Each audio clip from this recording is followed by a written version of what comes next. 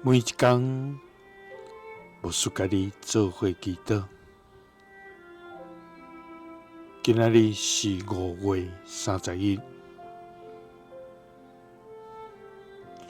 以赛亚书45章7节安尼讲：我做光，也创造暗；我做平安，也创造灾厄。这个拢是我耶和华所做的。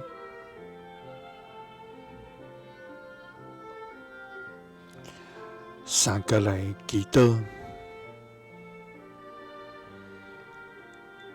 创造光甲暗，平安甲灾厄的天父，愿感谢你，主啊！你是创造天地的活命主宰，你用话语创造万物，用权能统管万物。主啊，愿用敬畏的心来到你面前，承认阮的过犯。因为你是圣洁公义的上帝，万事拢照你的旨意来行。主啊，求你照你的恩典来施温人民愿。主啊，